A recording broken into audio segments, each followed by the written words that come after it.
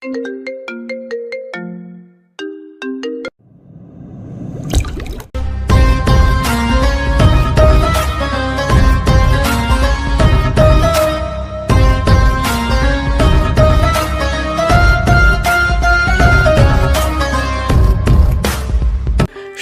প্রায় 10টা বেজে 21 মিনিট। থানার ভিতর নিজের কেবিনের চেয়ারে বসে আছে মেহরাজ।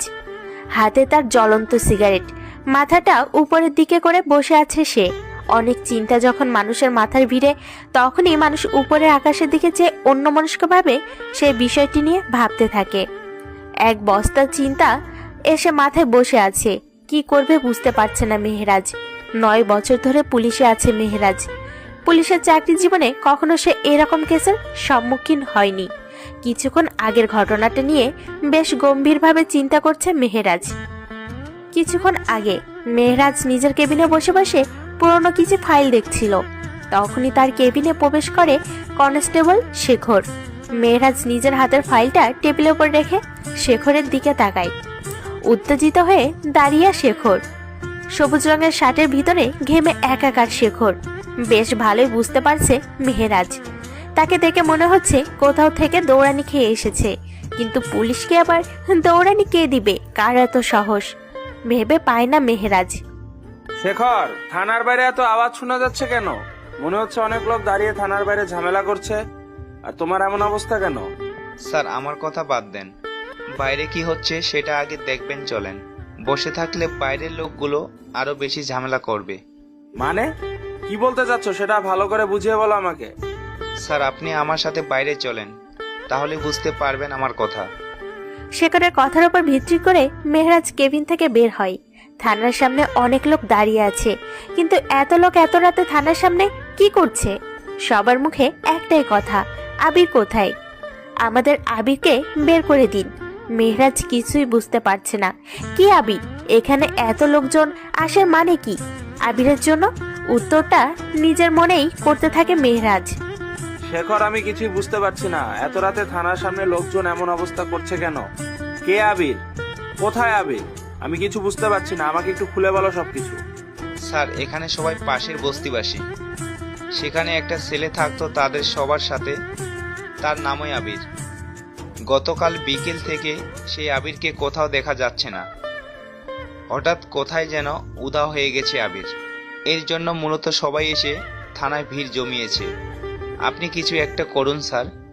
শেখর, আবির নামের ছেলেটার একটা ছবি নিয়ে সবাইকে 5 মিনিটের মধ্যে থানা থেকে বের করে দাও। আবিরকে পেলে আমরা তাকে বস্তিতে দিয়ে আসবো। মেহরাজের এমন কথা শুনে নিজে বোকা বনে যায় শেখর।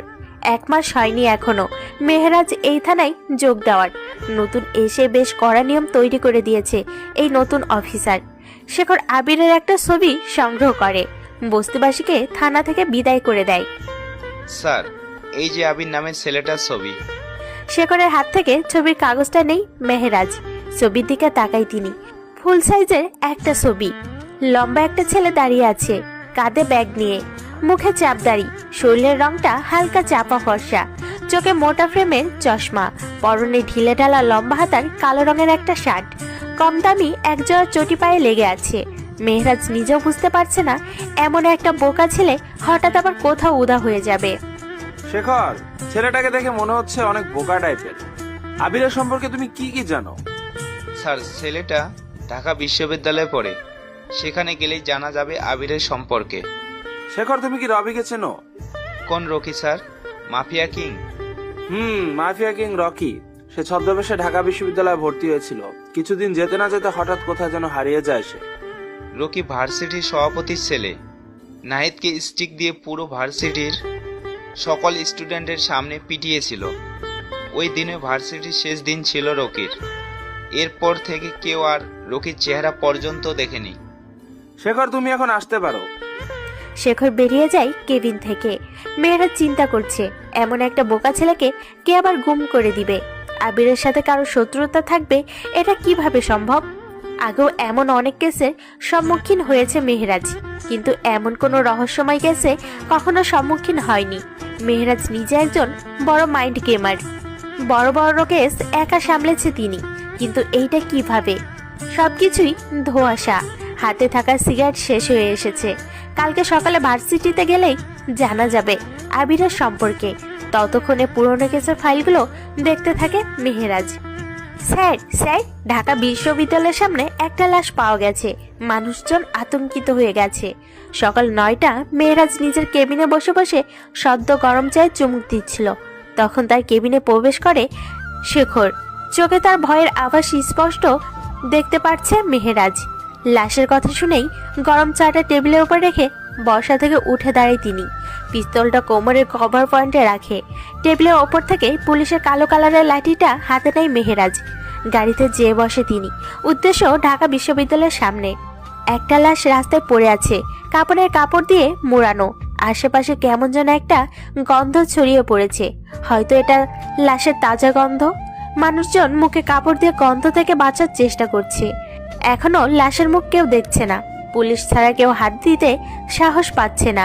মেয়েরাজ হাতের ইশারায় শেখর যে ভয়ে ভয়ে লাশের কাপড় নিয়ে মোড়ানো মুখটা খুলে দেয়। মৃত ব্যক্তির মুখটা দেখে ভীষণ ভয় পেয়ে যায় শেখর। কারণ মৃত ব্যক্তির মুখটা কিছু বোঝা যাচ্ছে না। মনে হয় কেউ বড় পাথর দিয়ে মুখটা থেতলিয়ে দিয়েছে। মুখ দেখে লাশটা শনাক্ত করা সম্ভব না। মেহেরাজ লাশটা পোস্টমর্টমের জন্য মর্গে পাঠিয়ে দেয়। শহরের অবস্থা বেশি একটা ভালো না। সবাই আতঙ্কিত। একদিন পরে পরে এমন মানুষ খুন হয়ে যাচ্ছে। পুলিশ অফিসাররা খুনিকে এখনো ধরতে পারেনি। তাহলে কি এমনভাবে শহরে খুন হতেই থাকবে? আর খুনি সাধারণ মানুষের ভিড়ে মিলিয়ে যাবে? এখন অপেক্ষা পোস্টমর্টম রিপোর্টের জন্য।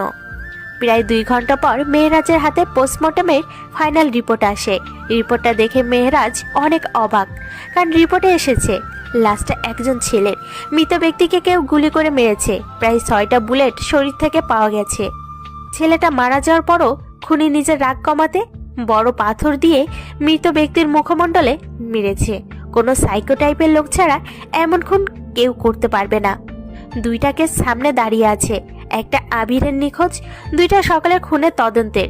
কখনো এমন নাজেহাল অবস্থা পড়েনি মেহেরাজ। টিপ টিপ করে চোখ জোড়া মেলে তাকায় আবির। নিজেকে কোনো নরম বিছানার ওপর আবিষ্কার করে সে। আশেপাশে তাকায় সে।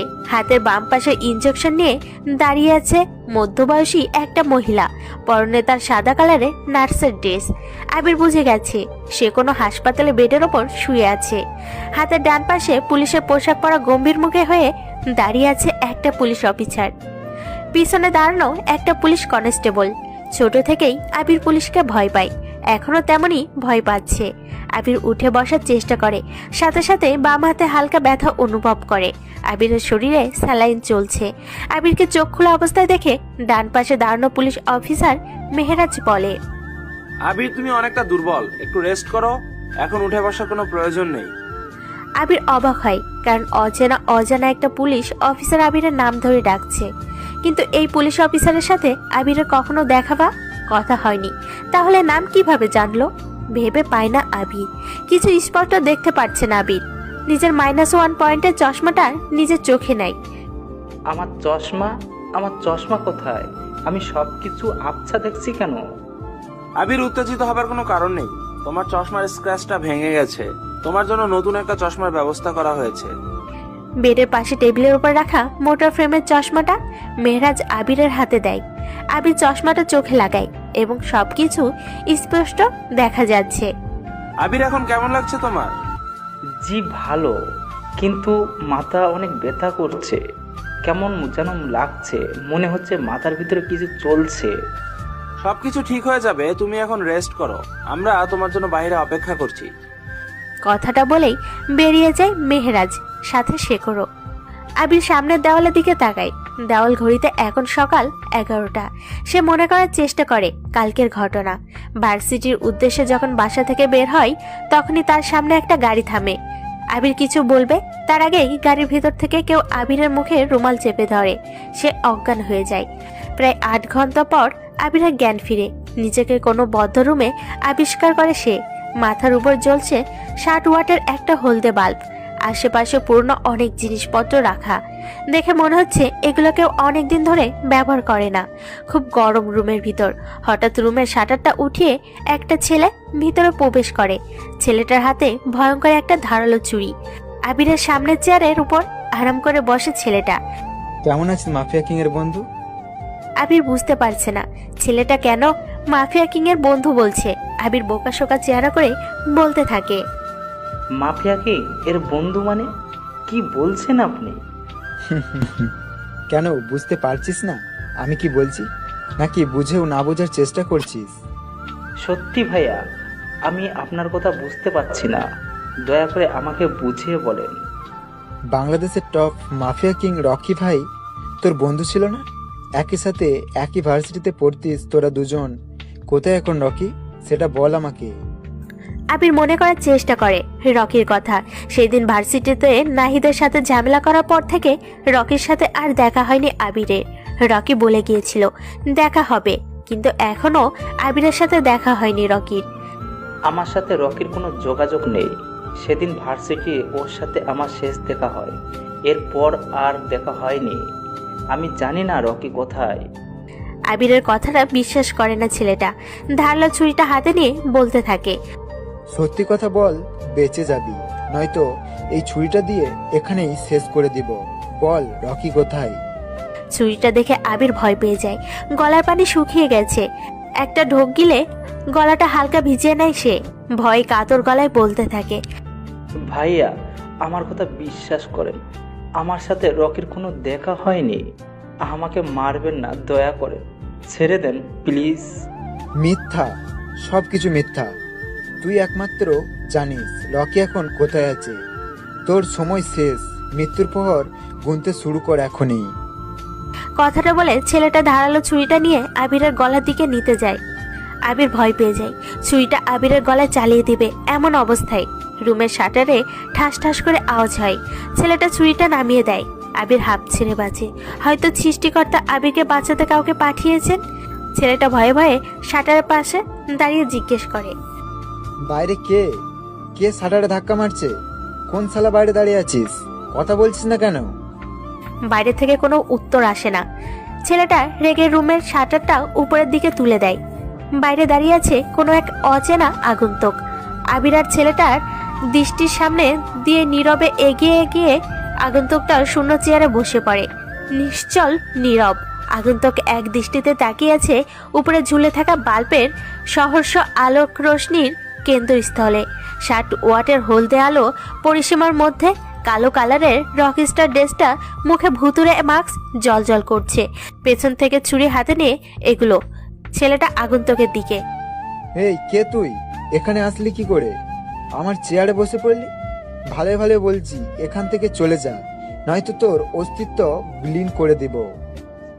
আগন্তুক উচ্চস্বরে হেসে ওঠে। ওর মনের ভিতর মনে হয় না মৃত্যুর কোনো ভয় আছে। আবির বাঁচার ভরসা পায়। মৃত্যুর সামনে থেকে বাঁচার এটাই বড় সুযোগ। কিরে তুই এমন করে হাসছিস কেন? মরার ভয় নেই? দাঁড়া, তোকে আর বেশি সুযোগ দেওয়া যাবে না। তোকে মেরে আবির শালাকেও মেরে দেব।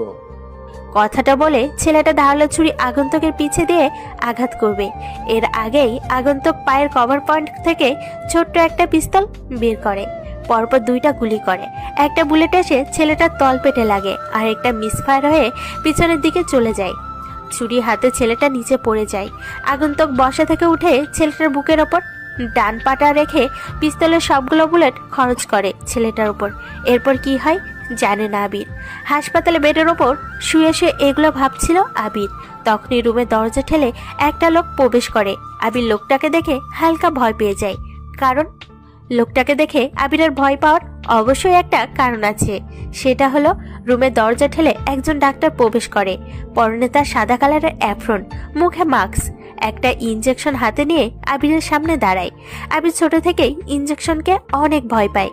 বলতে গেলে কখনো বড় ধরনের অসুখ হলেও শরীরে ইনজেকশন পুশ করে না, কিন্তু আজকে সামান্য ব্যথায় জন্য ইনজেকশন নিবে, এটা কি করে সম্ভব? ডাক্তার সাহেব আবিরের শরীর থেকে স্যালাইনের সুচটা খুলে ফেলে। তুলার মধ্যে স্যানিটাইজারটা নিয়ে আবিরের হাতে লাগায়। ইনজেকশনটা ঠিক করে ডাক্তার সাহেব আবিরের হাতে পুশ করতে যাবে, তখনই আবির নিজের হাতটা সরিয়ে নেয়। আবির এতক্ষণ বেডের ওপর শুয়েছিল, এখন সে উঠে বসে, বেডের সাথে হেলান দিয়ে বসে। আবিরের এমন কাণ্ডে ডাক্তার সাহেব অবাক হয়ে যায়। আবিরকে দেখে মনে হয় না সে একজন মানসিক রোগী, কেননা মানসিক রোগী ছাড়া সুস্থ ব্যক্তি এমন কিছু করতে পারে না। ডাক্তারি জীবনে এই প্রথম একজনকে পেয়েছেন তিনি, যে কিনা মারাত্মক অবস্থা থেকেও ইনজেকশন নিতে ভয় পাচ্ছে। ডাক্তার সাহেব আবিরকে প্রশ্ন করে, মিস্টার আবির, কি হয়েছে আপনার? আপনি এমন করে হাত সরিয়ে নিলেন কেন? আমাকে ইনজেকশন পুশ করতে দিন। ডাক্তারের কথা শুনে আবির ভয় পাওয়া কণ্ঠে জবাব দেয়, আসলে আমি কখনো ইনজেকশন নেই নাই। ছোট থেকে এটাই আমার বড় সমস্যা। ইনজেকশন দেখলে আমার বুক কাঁপাকাঁপি করে। এটা আবার কেমন কথা? আপনি এত বড় একটা ছেলে হয়ে সামান্য ছোট ইনজেকশনকে ভয় পাচ্ছেন কেন? আর এমনিতেই আপনার মাথা ব্যথা কমানোর জন্য এই ইনজেকশনের প্রয়োজন। আমার মাথা ব্যথা আগের থেকে অনেকটা কমেছে। দেখেন, আমি একজন ডাক্তার। আপনার চেয়ে আমি রোগীর সম্পর্কে ভালো জানি। আমি কখন এখান থেকে যেতে পারবো সেটা বলেন। আপনি এত অস্থির হচ্ছেন কেন? আপনার এখন বিশ্রামের প্রয়োজন। আর কিছুক্ষণ পর মেহেরাজ সাহেব আপনার সাথে দেখা করে আপনাকে নিয়ে চলে যাবেন। কেন কেন? আমি ওই পুলিশ অফিসারের সাথে কেন যাব? আমি আমার বাসায় একা একা যেতে পারবো। আমি এত কিছু জানি না, তবে আমার মনে হয় মেহেরাজ সাহেব আপনাকে কোনো কিছু সম্পর্কে জিজ্ঞাসাবাদ করবেন। আবির বুঝে গেছে পুলিশ অফিসার কি জিজ্ঞেস করবে। আবির নিজেকে প্রস্তুত করে নেয়। ডাক্তার সাহেব বেরিয়ে যায় কেবিন থেকে। আবিরের দৃষ্টি এখন সেই দিকেই। প্রায় বিকেল হয়ে এসেছে। সন্ধ্যার দিকে আবিরকে হাসপাতাল থেকে রিলিজ দেওয়া হবে। মেহেরাজ নিজের কেবিনে বসে আছে। সামনে একটা লাঠি হাতে নিয়ে দাঁড়িয়ে আছে শেখর। মেহেরাজ চেহারে হেলান দিয়ে উপরের দিকে তাকিয়ে আছে। তার মাথায় একটা জিনিস কিছুতেই আসতেছে না। আবিরের মতো এমন একটা ছেলে, না, আর কিছু ভাবতে পারছে না মেহেরাজ।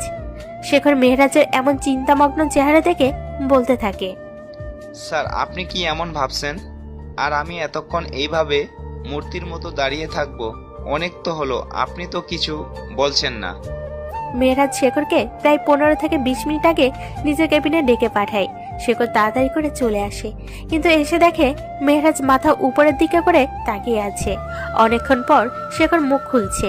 শেখরের কথাই মেহেরাজ উপর থেকে দৃষ্টিটা সরিয়ে নেয় আর শেখরের উপর দৃষ্টি ফেলে। মধ্য বয়সী এই লোকটা যদি পুলিশে কনস্টেবল না হয়ে বড় কোনো অফিসার হতো তাহলে বেশ মানাতো তাকে। শেখরের অনেক সাহস। যেমন কিছুদিন আগে এলাকার একটা মাস্তানকে সে নিজে হাতে ধরে থানায় ভিড় করিয়েছে। যেখানে মাস্তানটাকে ধরতে কেউ সাহস করে না, সেখানে শেখর একাই কাজটা করেছে। কিন্তু দুঃখের বিষয়, শেখর এই কাজটা করার জন্য কোনো প্রমোশন পায়নি। মেহেরাজ সবসময় শেখরকে নিজের কাছাকাছি রাখে। এবার মেহেরাজ শেখরের কথাই জবাব দেয়, শেখর, হাতে এখন 2টা কেস। চিন্তা আমার আকাশ ছুঁই অবস্থা। কোনটা আগে ধরবো সেটাই বুঝতে পারছি না। স্যার, আবির নামের ছেলেটাকে জিজ্ঞেস করলেই মনে হয় একটা কেসের সমস্যা সমাধান হবে। শেখর, আমার কি মনে হয় জানো? আবির ছেলেটার সাথে অন্য জগতের কারোর সাথে কোনো সম্পর্ক নেই। আমারও তাই মনে হয়। ছেলেটা খুবই বোকাশোকা। সে হাসপাতালে আমাদের দেখে বাচ্চাদের মতো ভয় পাচ্ছিল। আমি আবিরকে ভয় পেতে দেখিনি। আবিরের চোখে আমি ভয় দেখিনি, অন্য কিছু দেখেছি। কিন্তু কি দেখেছি সেটা রহস্যটা এখনো দূর হচ্ছে না। আমি স্যার এত কিছু লক্ষ্য করিনি, তবে আবির ছেলেটা অনেক রহস্যময়ী মনে হচ্ছে।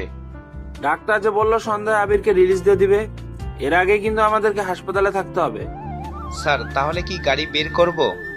বের করো, যে সন্ধ্যার আগে যে আবিরের সাথে গুরুত্বপূর্ণ কথা বলতে হবে। শেখর বেরিয়ে যায় মেহেরাজের কেবিন থেকে। আবির ছেলেটার চেহারা কি যেন একটা বলে।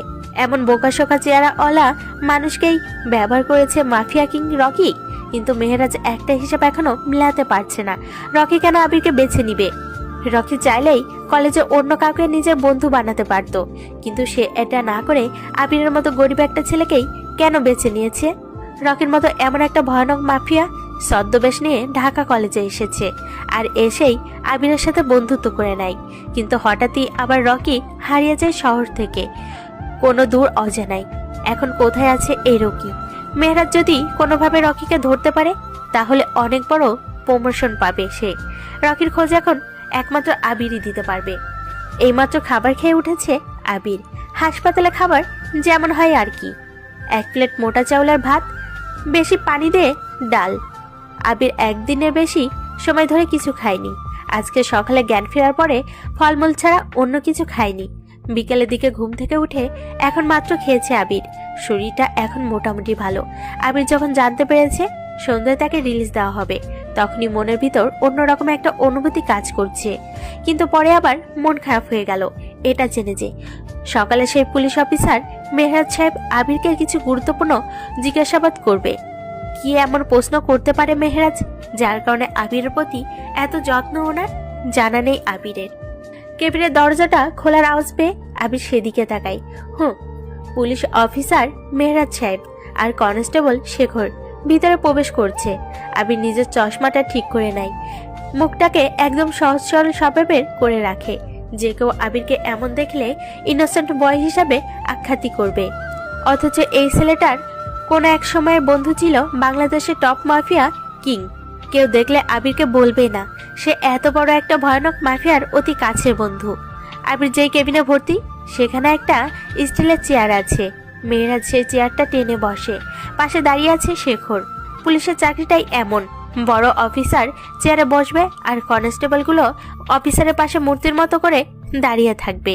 মেহরাজকে দেখে এখন তেমন ভয় লাগছে না আবিরের। অন্য সব পুলিশ অফিসার মতো ব্যবহার করছে না। আবির অসুস্থ দেখে এমন ব্যবহার, নাকি মন থেকে এমন ব্যবহার করছে? তিনজনের মধ্যে প্রথমে মেহরাজ নিজের মুখ খুলে। এখন কেমন বোধ করছো আবির? এখন আমি আগের থেকে অনেকটা সুস্থ বোধ করছি। শুনে খুব ভালো লাগলো। এখন আমি যে তোমাকে কিছু গুরুত্বপূর্ণ কথা জিজ্ঞাসা করব, সেই সম্বন্ধে ডাক্তার বা নার্স কিছু বলেছে তোমাকে? আবির মনে করার চেষ্টা করে দুপুরের দিকে একটা নার্স আসে আর এসেই বলে যায় আবিরকে সন্ধ্যার দিকে হাসপাতাল থেকে রিলিজ দেওয়া হবে তাকে। আর সাথে বিকেলের দিকে পুলিশ অফিসার মেহরাজ সাহেব কিছু গুরুত্বপূর্ণ কথা জিজ্ঞেস করতে পারে। এইটুকুই বলেছিল নার্সটা। আবির সেই কথা চিন্তা করে সামনে বসে থাকা মেহরাজকে বলে, স্যার দুপুরের দিকে একটা নার্স এসে তাহলে আপনার কথা বলে গেছে আমাকে। হতে পারে। আমি হাসপাতালে ফোন দিয়ে বলে দিয়েছিলাম সন্ধ্যার কিছুক্ষণ আগে তোমার সাথে খুবই গুরুত্বপূর্ণ কথা বলবো। স্যার আমি আপনার সব প্রশ্নের জবাব দিব। তার আগে আপনি আমাকে এটা বলেন যে আপনি আমার নামটা জানলেন কোথা থেকে? আমি তো আপনাকে নিজের পরিচয় দেইনি। আমি একজন পুলিশ অফিসার। তোমাকে আমি প্রশ্ন করতে পারি, কিন্তু তুমি আমাকে উল্টো প্রশ্ন করতে পারো না। সেটা আমি জানি স্যার, তবে আপনি যদি আমাকে প্রশ্নের জবাবটা দিতে তাহলে আমার মনে এত জানার আগ্রহ থাকতো না। তোমার সম্পর্কে বস্তির লোকজনের কাছ থেকে অনেক কিছুই জানতে পেরেছি। এখন এই সকল টপিক বাদ দাও, আমার হাতে বেশি সময় নেই। আমি এখন যে প্রশ্নগুলো করব সবগুলো সঠিক উত্তর দিবে। মেহরাজ যেইভাবে কথা বলছে এখন তাকে দেখে মনে হচ্ছে সে একজন কড়া পুলিশ অফিসার। আবিরের মাথা ঝাঁকিয়ে হ্যাঁ সূচক ইঙ্গিত করে। মেহরাজ এটা দেখে আবিরকে প্রশ্ন করতে শুরু করে। আবির, কালকে সারাদিন কোথায় ছিলে তুমি?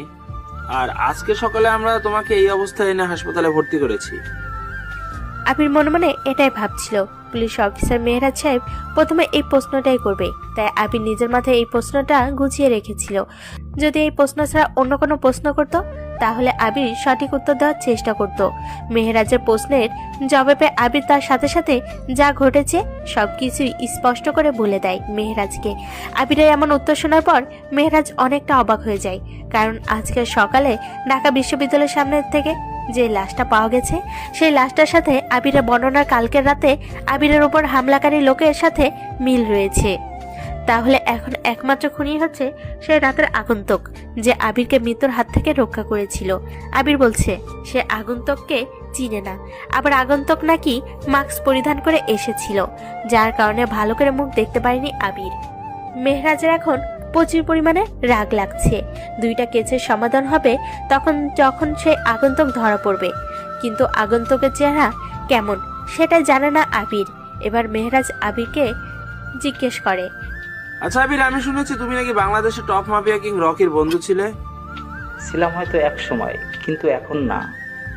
এখন রকির সাথে বন্ধুত্ব আছে কি নাই সেটা জেনে আমার কোনো প্রয়োজন নেই। তুমি এটা বলো যে রকি এখন কোথায়? স্যার সবাই এই নিয়ে কি শুরু করেছে আমি তা বুঝতে পারছি না। রকির কোথায় সেটা আমি কিভাবে বলবো? হঠাৎ সেদিন নাহিদের সাথে ঝগড়া হওয়ার পর থেকে রকি যে কোথায় হারিয়ে গেছে আমি এটাও জানি না। দেখো আবির, আমাদেরকে সত্যটা বলে দাও। রকি একটা মাস্তান, দেশকে ধ্বংস করে ফেলবে সে। আমরা যদি তাকে ধরতে পারি তাহলে দেশ থেকে একটা আতঙ্ক কমে যাবে। আমি যত দ্রুত জানি রকি ভয়ঙ্কর মোস্তান হলেও সত্যি পথে চলে। খারাপ মানুষগুলোকে বেছে বেছে মারে, আর এদের দেশ থেকে খারাপ মানুষের ধ্বংস হয়ে যায়। খারাপ মানুষকে শাস্তি দেওয়ার জন্য আইন আছে। সে কেন এগুলো করে মানুষের মন থেকে সুখ কেড়ে নিচ্ছে? আমরা সবাই একত্রিত হয়ে বিচার করতাম। স্যার, আপনি আমার কথা বিশ্বাস করতে পারছেন না। আসলে রকি আমার বন্ধু ছিল ঠিকই, কিন্তু সে আমাকে শেষ কথা বলে গেছে। সে আবার আসবে, তবে কোথায় সে? আমি বুঝতে পারছি বিষয়টা। এখন তোমার সাথে রকির কোনো যোগাযোগ নেই। তাহলে কে নিয়ে যেতে পারবে আমাকে রকির কাছে? আমি শুনেছি স্যার, রকির একটা ভাই আছে, কিন্তু কি যে নাম সেটা মনে পড়ছে না। আর সে কোথায় থাকে এটাও আমি জানি না। সবাই নিজেকে গোপন রাখার চেষ্টা করছে। আমি রকিকে নিজ হাতে আমার থানার 14 শিখের ভেতরে এনে ভরবো। মেহরাজের কথা শুনে আবির মুচকি হাসে। একটা সাধারণ পুলিশ অফিসার রকির মতো মাফিয়া কিংকে ধরে জেলে ঢুকাবে, ভাবতে অবাক লাগছে। এখন এটাই বিশ্বাস করতে হবে যে আবিরকে, কারণ সামনে বসে আছে একটা পুলিশ। তার সামনে যদি মাস্তানি পক্ষ নিয়ে কথা বলে, তাহলে তো যা ঘটার তা ঘটে যাবে। মেহরাজ সাহেব আর কথা বাড়াতে চান না, এখানেই প্রশ্নবাদ করে শেষ করতে চান তিনি। আবিরের কেবিন থেকে চলে যায় মেহরাজ সাহেব। তারপরই আজ প্রায় 3 দিন পরে আবির কলেজে যাচ্ছে। আগের মতো করেই একটা ড্রেস আপ নিয়ে ভার্সিটিতে এসেছে সে। এখন একটাই ভয় কাজ করছে আবিরের মনের ভিতর, যদি নাহিদের সাথে দেখা হয়ে যায় কোনোভাবে, আর নাহিদ যদি বলে বসে রকি কোথায়, কি জবাব দিবে তাকে তখন আবির? মুখের ভাষা কোথায় হারিয়ে যাবে সে সময়? রকির সাথে থেকে না হয় সেদিন বেঁচে গেছিল, কিন্তু আজ বাঁচাবে কে? শয়তানের নাম নিতে না নিতেই শয়তান এসে উপস্থিত হয়ে গেছে। নাহিদ তার বন্ধুদের নিয়ে সে আগের নির্দিষ্ট জায়গায় বসে বসে আড্ডা দিচ্ছে। এখন যদি আবির ক্লাসে যায় তাহলে নাহিদের সামনে দিয়েই যেতে হবে। আবিরের কোনো কিছু না ভেবেই ক্লাসের দিকে হাঁটা দেয়। সামনে গেলে যে বিপদ, এটা জেনেও আবির থামে না। নাহিদ সামনে তাকিয়ে দেখে আবির আসতেছে। প্রতিদিনের ন্যায় আজকেও নাহিদ বাইকের উপর আরাম করে বসে সিগারেট টানছে আর সামনে দিয়ে যাওয়া মেয়েগুলোর সাথে ইফটিজিং করছে। রকি সেদিন যখন ভার্সিটির সকলের সামনে নিজের ক্ষমতা দেখিয়ে নাহিদকে মেরেছিল, সেদিন থেকেই নাহিদের একটাই প্রতিজ্ঞা, সেটা হলো রকিকে নিজ হাতে মারা। রকিকে এখন আর শহরে দেখা যায় না। যদি নাহিদের সামনে রকি পড়ে যায় তাহলে রকিকে শেষ করে দিবে নাহিদ। আরাফের কথা শুনে নাহিদের মুখ থেকে জ্বলন্ত সিগারেটটা নিচে পড়ে যায়। এটা নাহিদ কাকে দেখছে? আবির? সে বেঁচে আছে কি করে? নাকি মৃত্যুর পর আত্মা হয়ে এসেছে? আত্মা হলে তো নাহিদ একাই দেখতো, কিন্তু আরাফও সাথে দেখছে। তাহলে এটা আবিরের আত্মা না, সত্যি সত্যি আবির এটা। কিন্তু এটা কি করে সম্ভব? আবির বেঁচে আছে তাহলে? নাহিদ উত্তেজিত হয়ে সবাইকে উদ্দেশ্য করে বলে, সামনে আবির আসছে। এটা কি আরো কেউ দেখতে পাচ্ছিস, নাকি আমি আর আরাফি দেখছি শুধু? সবাই অন্যরকম দৃষ্টিতে নাহিদের দিকে তাকায়। ছেলেটা কি বলছে এটা? সামনে দিয়ে আবির নামের একটা ছেলে তো সশরীরে গুটি গুটি পায়ে হেঁটে আসছে। তাহলে নাহিদের এমন বলার কারণ কি? পাগল হয়ে যায়নি তো আবার? বলাও যায় না। নাহিদ যেভাবে প্রতিদিন মদ পান করে, নেশা করে, এর প্রতিক্রিয়ায় হয়তো মাথার তার ছিঁড়ে গেছে। নাহিদের পাশে দাঁড়িয়ে থাকা রিফাত বলে, আমি তো আবিরকে ভালো করে দেখতে পাচ্ছি। কেমন যেন খ্যাট টাইপের ছেলেটা, বোকাশোকা চেহারা। অন্যরা দেখছে কিনা এটা আমি জানি না। রিফাতের কথা শুনে সবাই হ্যাঁ সূচক ইঙ্গিতে মাথা নাড়ায়, যার মানে সবাই আবিরকে দেখতে পাচ্ছে। নাহিদ অবাক হয়ে যায় আবিরকে এমন ভাবে ক্যাম্পাসে আসতে দেখে। আরাফ, আবিরকে ডাক দে আর আমার সামনে আসতে বল তাড়াতাড়ি। নাহিদের বলা কথায় আরব একটু জোরেই আবিরকে ডাক দেয়। এ আবির, কানে শুনতে পাস না নাকি? এদিকে আয়, নাহিদ ডাকছে তোকে। আরব অনেকটা জোরেই আবিরকে ডাক দিয়েছে, যার কারণে ক্যাম্পাসের মাঠে বসে থাকা আড্ডা দেওয়া স্টুডেন্টগুলো সেদিকে নজর দেয়। আবির আরাফের ডাক শুনে সেদিকে তাকায়। নাহিদের পাশে সারাদিন চাকরের মতো বসে থাকে আরাফ। ছেলেটা পুরোই একটা ফাউল। নিজের বাবার কিছু নেই, অন্যজনের ক্ষমতা বিক্রি করে খায়। আবির সবচেয়ে বেশি অপছন্দ করে এই আরাফ ছেলেটাকে। আবির যে একটানা নাহিদের সামনে দাঁড়ায়। আশ্চর্যের ব্যাপার হচ্ছে এটা যে নাহিদ আবিরের এমন দুঃসাহস দেখে কিছু বলছে না। নাহিদ কি কোনো কারণে আবিরের ওপর ভয় পেয়ে আছে? নাহিদকে দেখে তো এমন মনে হচ্ছে না। আগে কেউ কখনো এমনভাবে নাহিদের সামনে এসে কাছাকাছি দাঁড়ায়নি। এই প্রথম আবির এমন করলো। গত 1 বছর ধরে আবির এই ক্যাম্পাসে আসছে, কিন্তু নাহিদ তেমন কঠোরভাবে আবিরকে কখনো জাগ দেয়নি। ব্যাপারটা খুবই রহস্যজনক। আবির এমন করে দাঁড়িয়ে আছে দেখে আরাফ রেগেই বলে, আবির, তুই রকির সাথে 2 দিন চলাফিরে মনে হয় সাহসটা একটু বেড়ে গিয়েছে। নাহিদের সামনে এসে এমন কাছাকাছি দাঁড়িয়ে আছিস কেন? দূরে যেয়ে দাঁড়া। আরাফ ভাই, তোমার সমস্যা কোথায়? নাহিদ ভাইয়ের সামনে দাঁড়িয়ে আছি, উনি কিছুই বলছেন না, তুমি এত লাফালাফি করছো কেন? দেখ আবির, আমি কিন্তু রেগে যাচ্ছি। আর যদি একটা কথা বলিস তাহলে কিন্তু আমি কি করতে পারি সেটা তুই বুঝতেই পারছিস। যা করার করে ফেলো, আমি এখন কাউকে ভয় করি না। নাহিদ চুপ করে বসে আছে। আবির আর আরাফের ঝগড়ার মতো কথাবার্তা শুনে যাচ্ছে, কাউকে কিছু বলছে না। দুজনের নামে প্রথম অক্ষর অ দিয়ে শুরু, আবার নামের মধ্যে অনেক মিলও পাওয়া যায়। তাদের দুজনেরই উচিত ছিল নিজেদের মধ্যে বন্ধুসুলভ আচরণ করা, কিন্তু তারা এটা না করে বাচ্চাদের মতো ঝগড়াঝাটি করছে। আরাফ যখন রেগে আবিরকে মারতে যাবে তখনই নাহিদ হাত দিয়ে আরাফকে বাধা দেয়। সবাই অবাক হয়ে নাহিদের দিকে তাকিয়ে আছে। আবির মাথাটা নিচু করে মুচকি হাসি দেয়। নাহিদ নিজের নীরবতা ভেঙে বলে, আরাফ, আবিরের কথাটা কিন্তু সঠিক। সে আমার সামনে এসে দাঁড়িয়েছে, আমি কিন্তু তাকে কিছু বলিনি। তাহলে তুই এমন করছিস কেন? কি বলছিস এটা তুই নাহিদ? আবিরের মতো খ্যাত একটা ছেলে তোর সামনে এসে এভাবে দাঁড়াবে, এটা দেখে আমি চুপ করে দাঁড়িয়ে থাকবো? সব সময় সব জায়গায় সবার সাথে মাথা গরম করে কথা বলতে নেই। হয়তো সামনে দাঁড়িয়ে থাকা লোকটা অনেক বড় কিছু হতে পারে। এটা আমি জানি, কিন্তু এখানে সেই বড় ক্ষমতাবান লোকটা কোথায়? হয়তো নেই, আবার আছে। এর মাঝেই লুকিয়ে আছে রহস্য। এগুলো বাদ দে, পরে এটা নিয়ে কথা হবে। এখন আবির, তোকে যে কারণে ডেকেছি। জি ভাইয়া, বলেন। নাহিদের চোখ যায় আবিরের মাথার দিকে। এতক্ষণ নাহিদ দেখেনি আবিরের মাথায় সাদা কাপড়ের ব্যান্ডেজ করা। আবির কি তাহলে মাথায় কোনো বড় ধরনের আঘাত পেয়েছে? না হলে তো মাথায় এমন সাদা কাপড় দিয়ে ব্যান্ডেজ করা থাকতো না। কিন্তু আবির আঘাত পেয়েছে কিভাবে? আবিরকে প্রশ্ন করে, আবির, তোর কপালে এমন ব্যান্ডেজ করা কেন? মাথায় কিভাবে ব্যথা পেলি? উপস্থিত সবাই আবিরের কপালের দিকে তাকায়। সত্যি ছেলেটা বড় কোনো আঘাত পেয়েছে। সাদা কালারের ব্যান্ডেজের উপর রক্তের দাগ লেগে আছে। আবির নিজের কপালে হাত দিয়ে মুচকি হেসে বলে, তেমন কিছু না ভাইয়া, রাস্তায় পড়ে গিয়েছিলাম, সামান্য ব্যথা পেয়েছি। মিথ্যা কথা বলার প্রয়োজন নেই, আমি জানি তুই কিভাবে ব্যথা পেয়েছিস। আবির অবাক হয়ে বলে, আপনি জানেন মানে কিভাবে? আমার ব্যথা পাওয়ার কথা আমি ছাড়া বাইরের কাউকে জানাইনি, আপনি কিভাবে জানেন? আমি তোকে উত্তর দিতে বাধ্য নই। এখন তুই একটা কথা বল যে তোর কাছের বন্ধু রকি কোথায়? আমাকে সামান্য মেরে তো চলে গেছে, আর ক্যাম্পাসে আসে না। আবির যেটা ভয় পাচ্ছিল সেটাই হয়েছে। আবির একটা জিনিস বুঝতে পারছে না, কিছুদিন ধরে সে যেগুলো ভাবছে সত্যি সত্যি হয়ে যাচ্ছে। মানুষ নাকি ভোরে স্বপ্ন দেখলে তা পূরণ হওয়ার সম্ভাবনা থাকে। আবির দিনের বেলায় যা চিন্তা করে ওর সাথে ঠিক তেমনই ঘটে, এর মধ্যে কোনো মিথ যায় না। আজকে সে ভার্সিটিতে আসার সময় রাস্তায় দাঁড়িয়ে ভাবছিল, ক্যাম্পাসে নাহিদের সাথে দেখা হলে সে যদি রকির কথা জিজ্ঞেস করে তাহলে। এখন সে কথাটা বাস্তব কথা বলে নাহিদকে প্রমাণ করে দিল। আবির জানে নাহিদ অনেক খারাপ একটা ছেলে, যখন তখন খারাপ কিছু করে দিতে জানে। এখন যদি আবির বলে সে জানে না রকি কোথায়, তাহলে নাহিদ কি করবে সেটা ভালোই উপলব্ধি করতে পারছে আবির। আবির মিথ্যা কথা বলতে পারে না, মুখ দিয়ে আটকে যায় মিথ্যা কথা বলার সময়।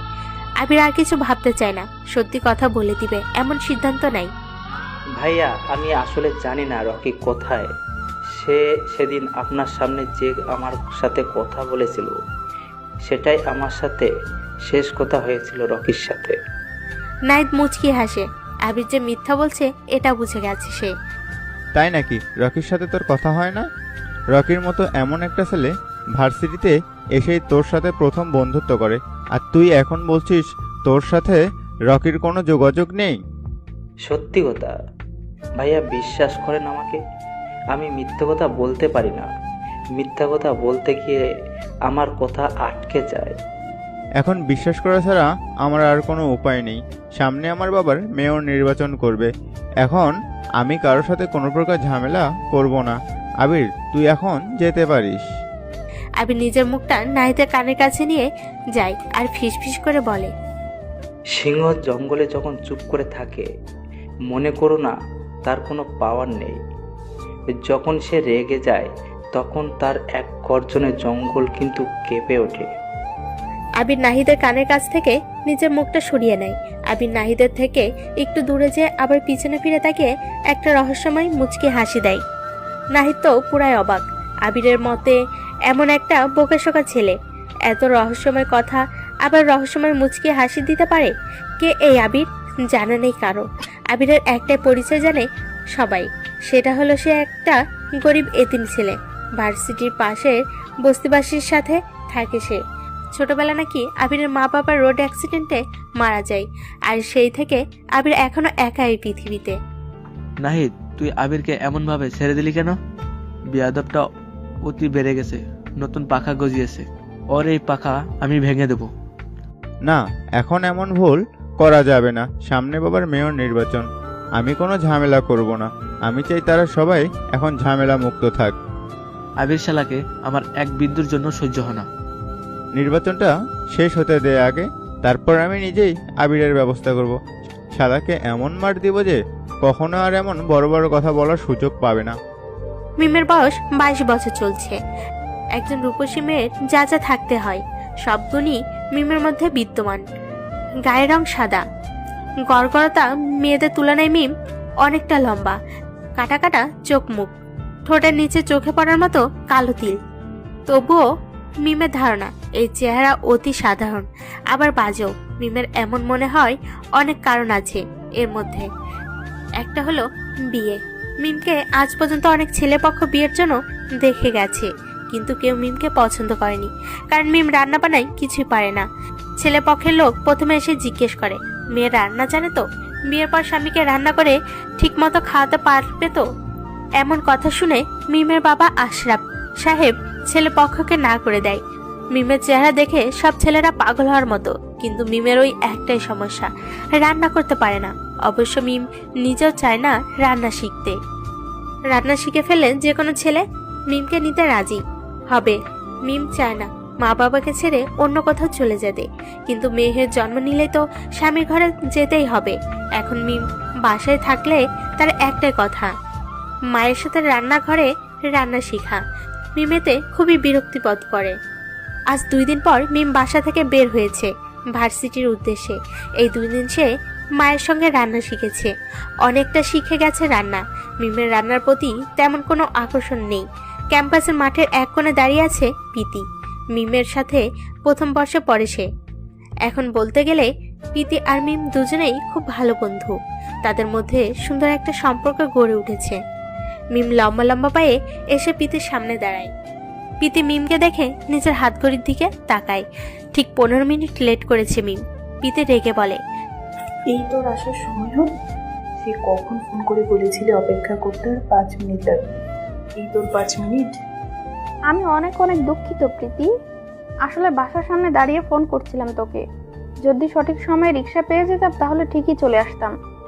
5 মিনিটের রাস্তা, সেটাও নাকি রিক্সা দিয়ে আসতে হয়? ক্যাম্পাস থেকে আমার বাসা 5 মিনিটের দূরত্ব না, আরো বেশি সময় লাগে আসতে। হয়েছে থাম এবার তুই।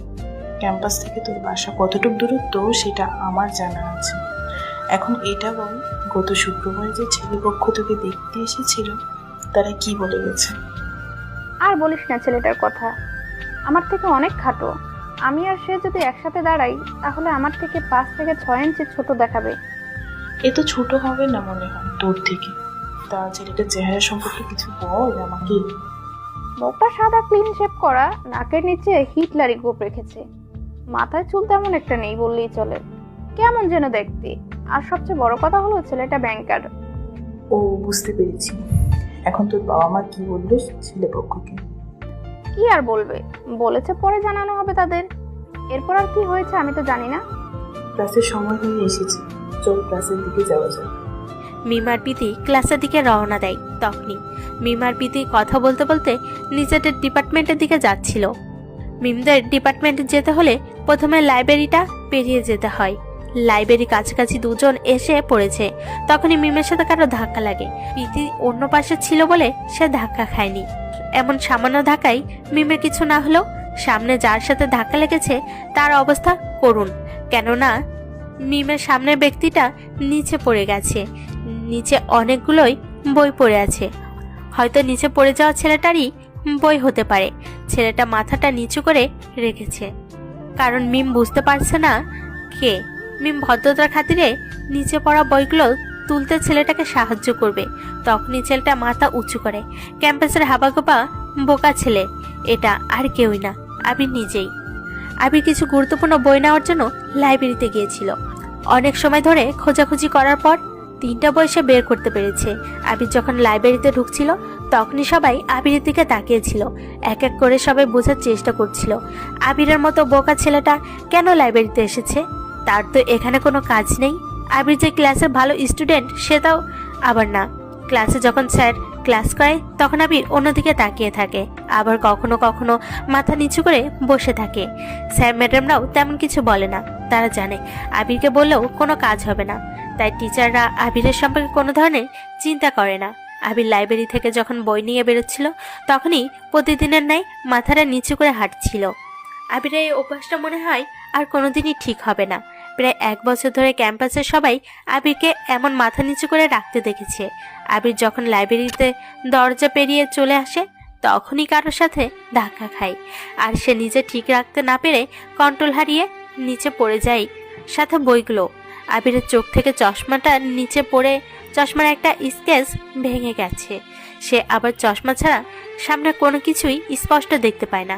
আবির কোনো মতে বইগুলো নিয়ে দাঁড়ায়। সামনে দাঁড়িয়ে আছে 2টা মেয়ে। একটা মেয়েকে আবির ভালো করে চিনে, সেটা হলো মিম, আর অন্যটাকে আবির চিনে না।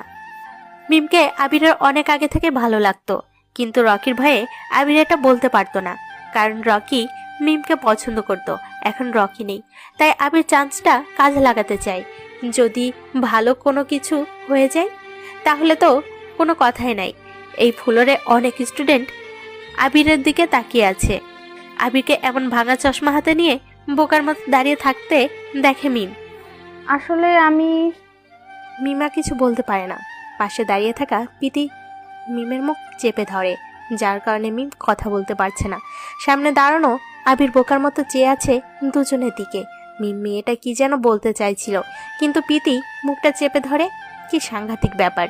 পিতির মনে কি চলছে সে একমাত্র জানে। মিম পিতির থেকে ছুটার জন্য জোড়াজুড়ি করছে। পিতি ছাড়ার বান্দা না, তাই মিমের প্রতি জোড়াজুড়িতে সে পেরে উঠছে না। আবির এমন দৃশ্য দেখে পিতিকে উদ্দেশ্য করে বলে, কি করছেন আপনি? মেয়েটার সাথে এমন জোরাজোরি করছেন কেন? পিতি আর মিম দুজনেই তাকায় আবিরের দিকে।